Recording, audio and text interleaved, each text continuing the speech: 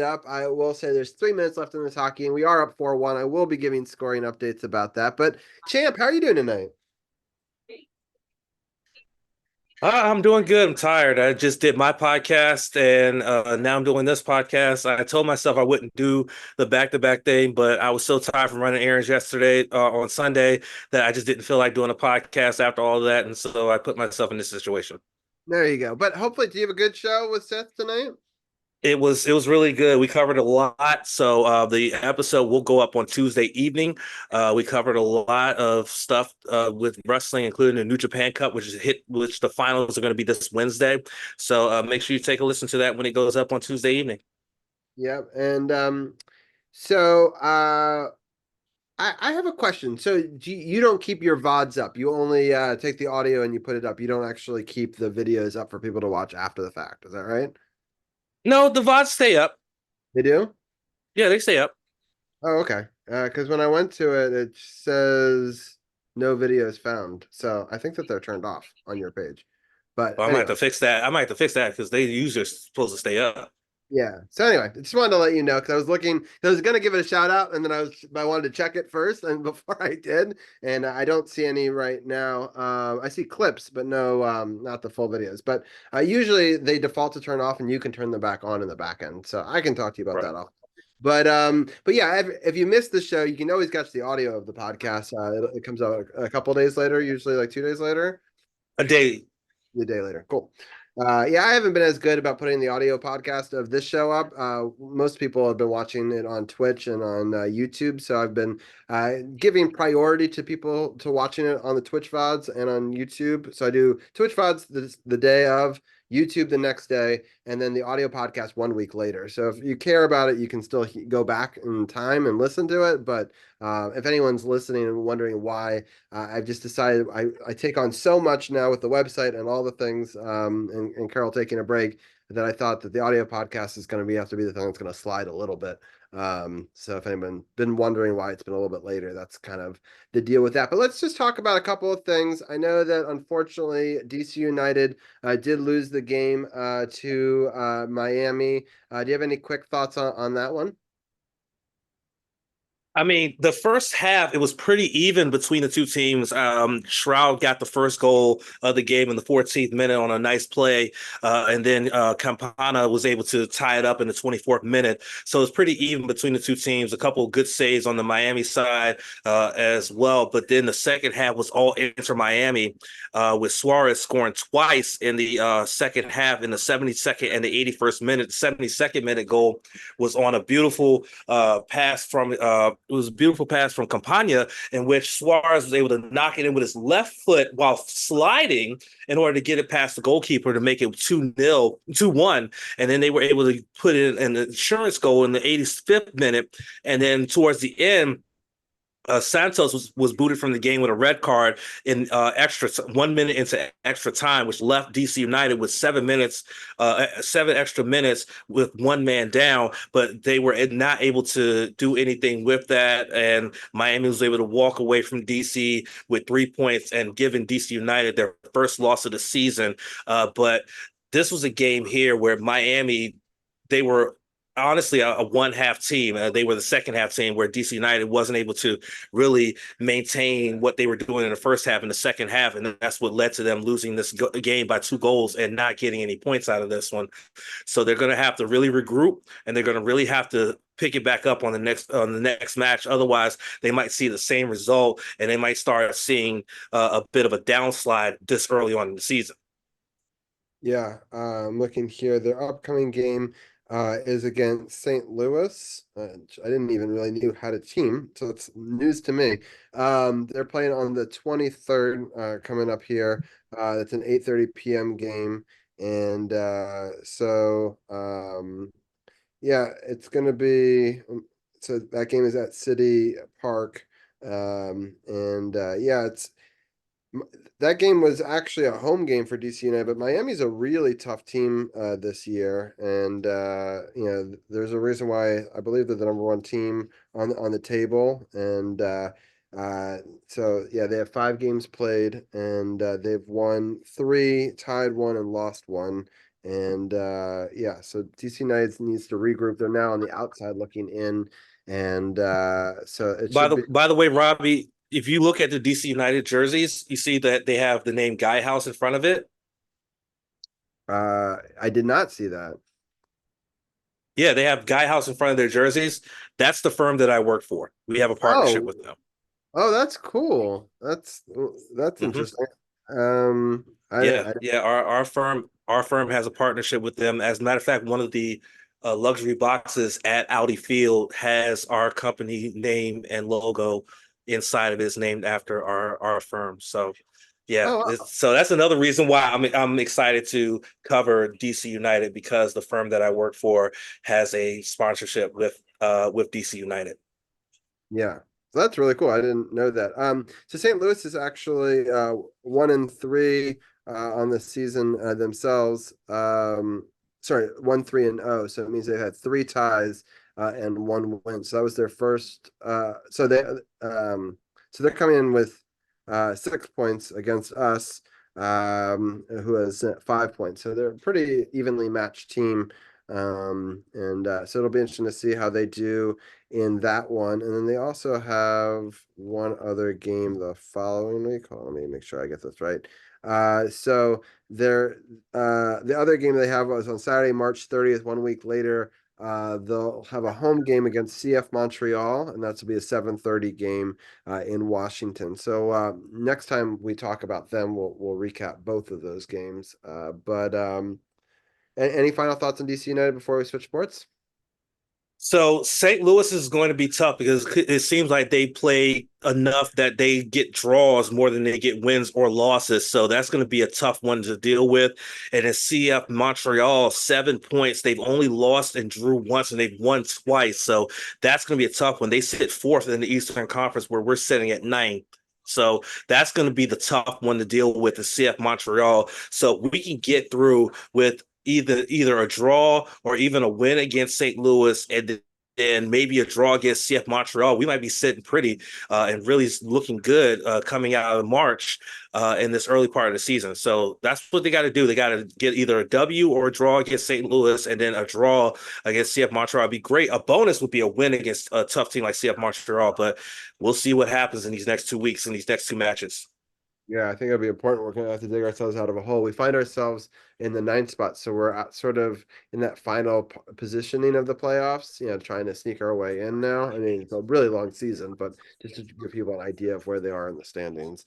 All right, let's switch gears a little bit. I do want to talk about us losing our quarterback by trade. What are your thoughts on some of the second week of free agency for the Washington Commanders as we build up draft picks looking towards the draft in a couple of weeks? Right. So the Commanders went out and got someone who was a part of the legendary Legion of Boom defense of Seattle and Bobby Wagner, which is a big get for this defense. It seems like a lot of these moves in free agency for the Commanders have been geared mostly towards defense, which was a big struggle the last couple of seasons, even after Del Rio's dismissal. So clearly they want to shore up the defense and make them a top 10 defense again. We did manage to sign Marcus Mariota, which really signaled the end of the line for Sam Howell here in DC. He was traded to Seattle for some draft picks. We also were able to re-sign some guys, including Jamison Crowder. So we have another wide receiver weapon for the possible starter for the team in Marcus Mariota. Jacoby Brissett, who was the backup last season for Washington, is now been signed by New England. So we know that Marcus Mariota most likely will be the anointed starter, at least for 1 year, with his deal being up to $10 million. You're not going to put a guy on the bench paying him that much money. So most likely he's going to be the presumed starter for this upcoming season. But a lot of these moves have been geared mostly towards the defense and really improving the defense and things like that. So clearly Dan Quinn and the front office have a vision of the defense has to get improved a lot more before we can think about anything else. But with having Marcus Mariota, it looks like when the draft comes, Caleb Williams is definitely going to Chicago after they traded Justin Fields to Pittsburgh to sit behind Russ. So it looks like they're going to go all in on Caleb Williams as their franchise quarterback, whereas we can get the kid from LSU who won the Heisman Trophy, and he could sit behind Mariota for a year and then be ready to go next season, and he could potentially be the next the franchise quarterback for the Commanders moving forward. But so far, what the Commanders are doing in free agency has made a lot of sense, because again, defense was one of the biggest struggles over the last couple of years. So you want to definitely get that together, but you also want to focus on the offense as well, because the offense struggled a lot over the last couple of years as well. But apparently, it looks like they're going to address that in the draft and go young in the draft with the offense, as opposed to using free agency to shore up the offense. That makes sense. Yeah, it's gonna be interesting to see as we build towards the draft. We'll definitely have Dugenay and maybe Carol back on as we get closer. I'm sure they'll do a draft special, maybe as part of a podcast, maybe as a separate thing. I know they usually do something like that. So stay tuned in April as part of season 9. We will definitely be talking about the teams and as we sort of build towards that. Well, just have a couple of moments left. I do. Do you think that there was a good move to just get picks for him? In the end, we actually, I think, got better picks than some of the other quarterbacks in the league. And I think Carol was wondering if we should hold on the asset a little bit longer. Are you happy with the return that we got for him? A third and a fifth round, I think, is fair, given the fact that he himself was a fifth round pick, and only was a full starter for a year. And even in the full year as a starter, he was benched a couple of times during the season, and he struggled this season. Had the most sacks of any quarterback of this previous season, and had the most interceptions of any regular starting quarterback this past season. So I think what we got was fair compensation for that trade. And again, they can use a lot of these assets to be able to shore up not only the offense, but continue to shore up the defense as well. So I think it was a fair trade. I'm gonna see if Arun, if you want to jump on and give your thoughts on these moves, you can feel free to bring your camera and mic on and give your take as well. But it was interesting to see, some of the other teams, and their moves. The Steelers are going all in at the quarterback position. I just thought that was kind of, interesting to invest in. I was surprised that for Fields they got less than what we got, right? So like I just thought that was interesting move by the Bears. But what are your thoughts on that, champ?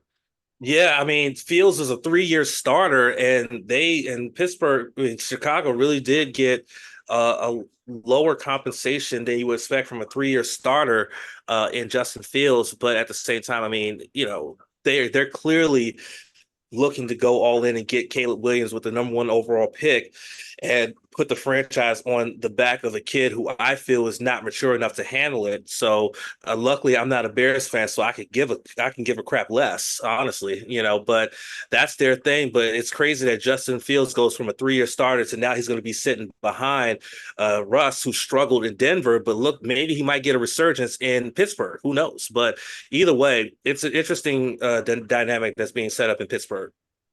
For sure. Arun, what are some of your thoughts on some of the moves, either by the Commanders or in the league in general, over the second week of free agency? Yeah, I just saw with the Justin Fields thing, that he was blocking offers for other teams, like 4 other teams are interested, so that limits the market, and so maybe that's why there wasn't really a bidding market by the teams, but more so he chose where he wanted to go, which is interesting because the Steelers already have Russell Wilson, and I think he's going to be the starter, but maybe he feels that feel like he can beat him out. Um, as for the Commanders, it's Bobby Wagner, as Ken mentioned. That's a good signing. I think a lot of these signings are because Quinn is the head coach, which in retrospect may turn out to be a good hire because like he's recruiting a lot of people that are coming, especially from Dallas. Um, Mariota, I don't know. It's like he's an okay. It's like for a backup, that's like market price, but they're probably going to take a quarterback. I mean, they're definitely probably going to take a quarterback in number 2, given that they traded Howell to trade up a little bit in the draft. They didn't really get that much for him, but it's better than getting nothing, like as in the case of Kirk Cousins, and then just let him walk in free agency. And yeah, I think the Commanders are setting themselves up well to uh, probably draft May. I'm guessing from North Carolina, or as the Heisman winner, as Ken said. But the Athletic says that they're probably going to take May, so we'll see how that turns out. He was like a North Carolina quarterback like Howell, but we'll see. Maybe Peters. I feel like he knows what he's doing with his signings, and there's still a lot of cap space, so um, they should be competitive. I'm not sure they'll win the division or anything, given the Eagles and the Cowboys are really good, but I think they'll be much closer to much better than last year, where they were the second worst team in the NFL. Well, welcome in, Raiders. I thought it'd be funny. I've been lurking Davey on another computer over there, seeing Be right back. when he was going to raid.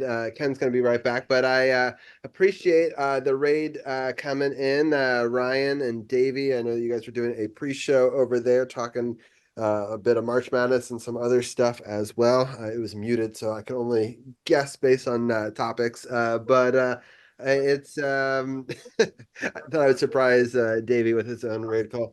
So Davey and Ryan are going to jump in on the Zoom call. I see that Ryan is already here. We actually, Ryan, if you want to jump in, I'm happy to have you be a part of this conversation while we got Davey joining as well. Welcome in, King Dambreaker. We were modding earlier together over at Sarah Cameron's channel. So welcome on in over here, and I appreciate everyone for coming on. I see that Davey is coming on in just a second as well.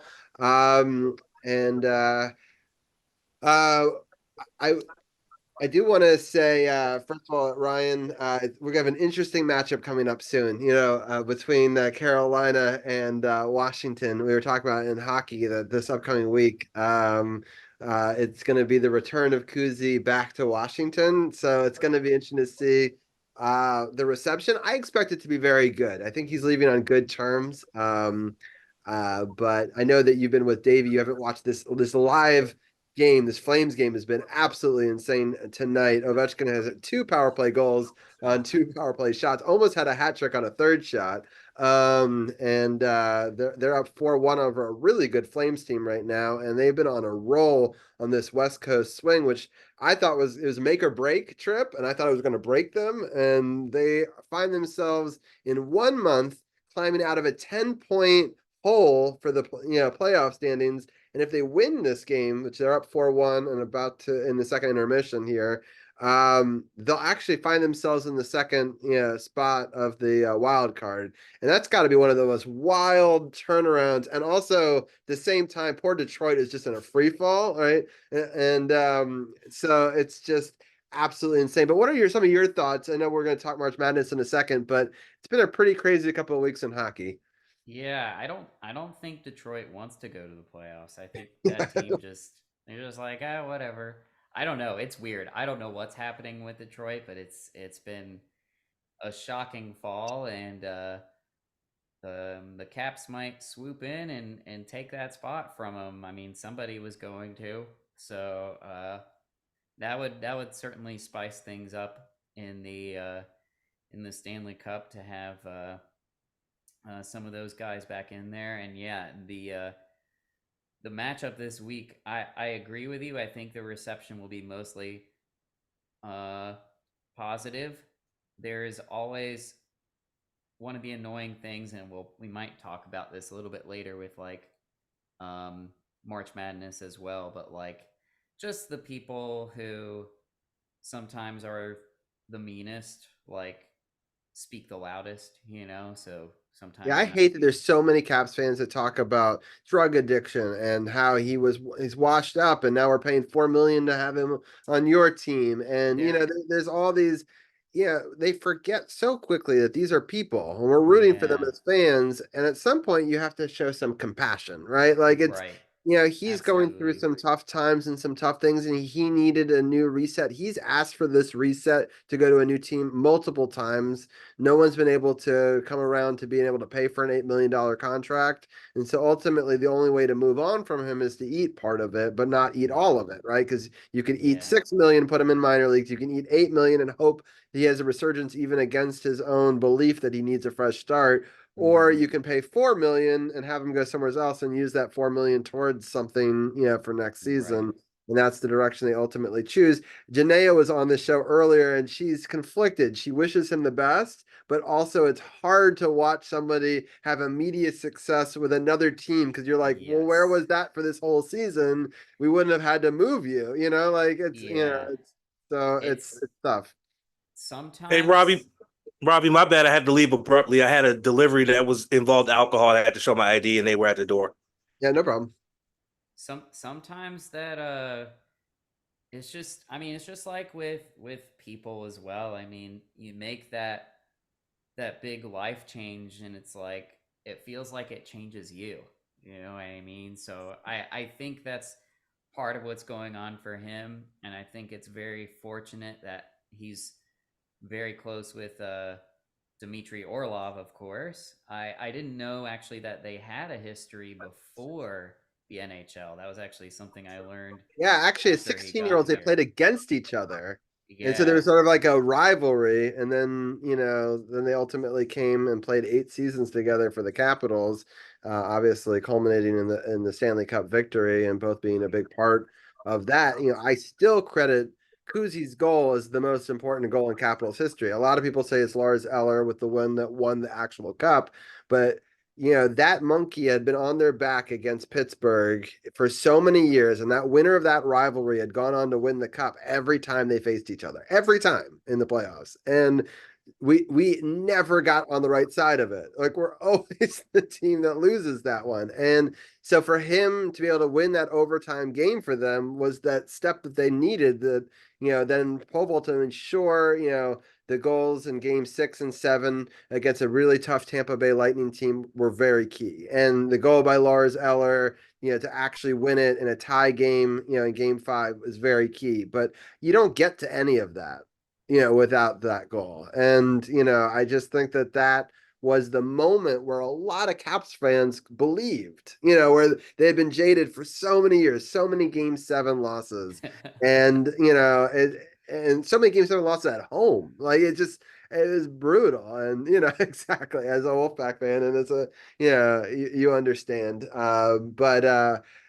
You know, it's just it was fun because even Carolina had made it to the promised land, but the Caps never had, and they were a relatively a newer team now. They were a moved franchise, but it's still tough for Caps fans who've been involved in the '70s. We're like, when is it finally going to be our time? And so that was such a pivotal goal, and why I will always have nothing but respect for Kuznetsov because. He scored so much on that run. I mean, there was an argument that he should have won the Conn Smythe. And they gave it to Ovechkin because it's his first championship and he was the captain. And I understand the logic behind it, but he didn't have the most points on the team. And not many players have 30 points in a playoff run, in the history of the game. So, like, it's an impressive feat for sure. I think it's a very common experience for fans to, when you see a championship run, you see the whole run because you're a fan, but like the media and the stuff, the media and people who are voting on like an MVP, they usually just see some of the highlights and they don't see everything else. It's like for me, like Cam Ward was like the most impressive in 2006, like in the championship, but really it was Rod Brindamore who scored the critical goals and obviously was captaining the team. And that run almost ended before it started. They were down 2-0 against Montreal in the first round, uh, going into Montreal, and It's funny. It's the and same thing happened to us. yeah, We were down 2-0 going into yeah, Columbus. yeah. Like it's sort of interesting. Yeah, yeah. There's some parallels there. So, but in my eyes, like he was the playoff MVP. Yeah.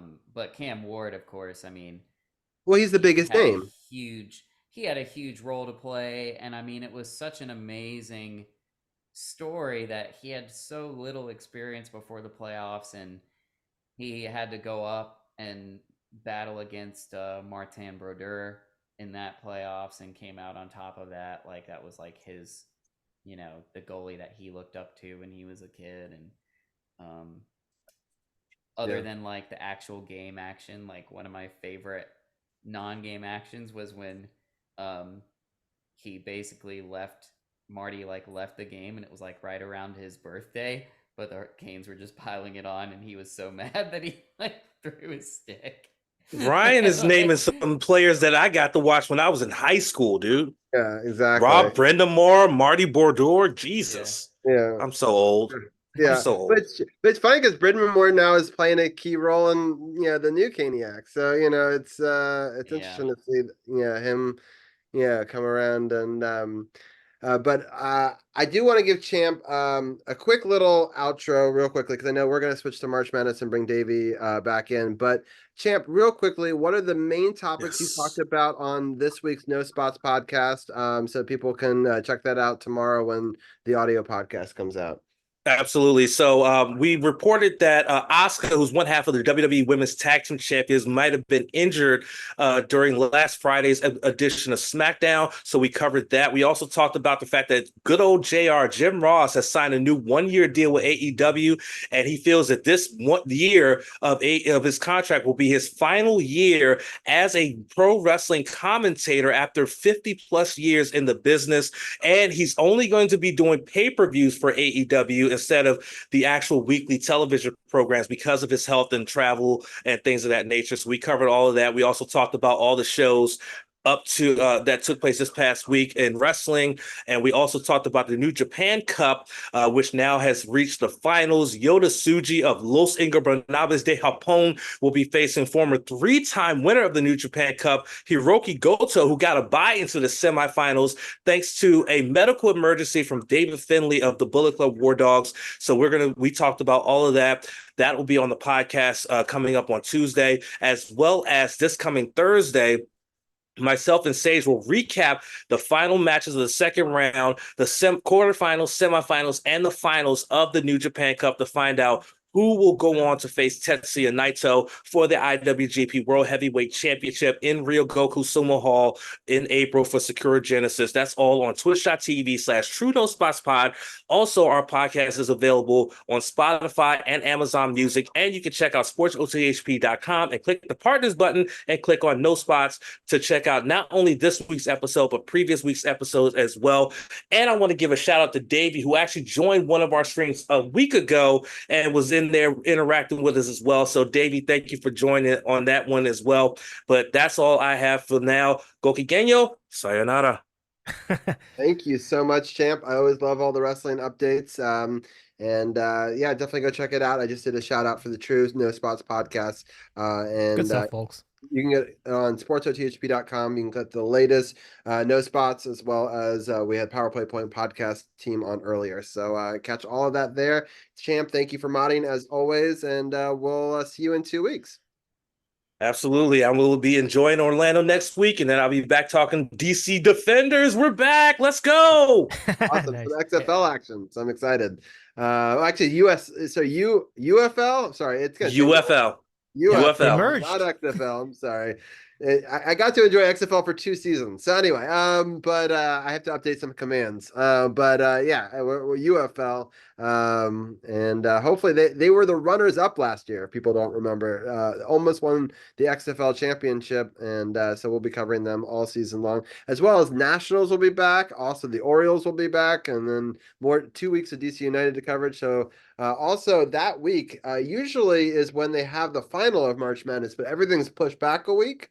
And so the season 9 premiere will actually be going into the Final Four. So we'll preview the Final Four action. And then the following week will be a live simulcast for the national championship. So that'll be episode 2 of season 9. So that'll be some fun the next 2 weeks. When we come back from next week off, I will be in Texas. But I hope that you have so much fun with Junior in Disney. I hope you take lots of video and pictures. And I want to live vicariously through you because it's been too long since I've been to Disney. And so I hope you guys have the time of your lives. Absolutely, absolutely. And Davey had a question for me, and he just put it in the chat. But Davey, I'll answer it really quickly because I know I got to get into March Madness. Okay. I'm in like a bunch of March Madness pools at my job and stuff. But what's up? What's your question? Oh, yeah. So, like, how'd your predictions go last week? Because you made some predictions for the Japan circuit. So They went like kind of even, but I kind of got screwed in the semifinals with both of my picks losing, Sonata and boy. Evil. So Sage looks like he's gonna win it because we're both picking the same person for the finals. So it looks like Sage's gonna beat me out this time, but I'll get him in the best of the Super Juniors coming up in May. There you So go. it's all good. I'll get him back. It's all good. But thank Dig you. it. But anyway, Yeah. y'all have a great night. Talk about some March Madness and stuff like that, and have some fun. Thank you so much. Thank you. Good to see you. So I think it's March Madness.